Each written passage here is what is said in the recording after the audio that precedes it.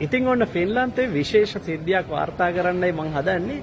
අද ෆින්ලාන්තේ මැතිවරණයක් පැවැත්වෙන දවසක්. ඔය බලන්නකෝ. මේ තියෙන්නේ මැතිවරණයේ ඡන්ද ප්‍රකාශ කිරීම. මෙන්න මේ වගේ සුපර් මාකට් එකක ලස්සනට ඔය තියෙන සුපර් මාකට් එක කොනක අයිනක ලස්සනට මේ විදිහට ඡන්දය ප්‍රකාශ වෙනවා. ඉතින් කට්ටිය ඇවිල්ලා මෙන්න මේ තැන්වලට ඇවිල්ලා මේ නාම ලේඛන එහෙම ගහලා දෙනවා. පොලිමේ ඔය වගේ ගිහිල්ලා අන්න අර කෙරවලේ ඔය හැමෝටම පේන්න එතනින් ගිහිල්ලා ඉඳගෙන බාකෝඩ් එකකින් ස්කෑන් කරලා ඒගොල්ලන්ගේ ඡන්දය ලකුණු කරනවා. ඉතින් ওই විදිහ තමයි මෙහි ඡන්දෙ වෙන්නේ. පොලිසිය නැහැ, ජාතික ආරක්ෂාවට තර්ජන නැහැ. මේ සුපර් මාකට් එකක ඔහේ ගෑන් ළමයි ටිකක් ඡන්දේ ලකුණු කරනවා. ලකුණු කරන්න ඒගොල්ලන්ගේ බැලට් පේපර්ස් දෙනවා.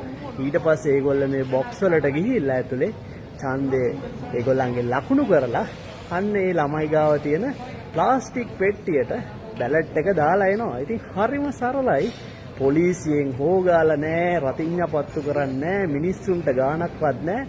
ඔහේ ඡන්ද දාලා යනවා. ඉතින් දියුණු රටවල් වල ඡන්ද දාන්නේ මෙන්න මෙහෙමයි.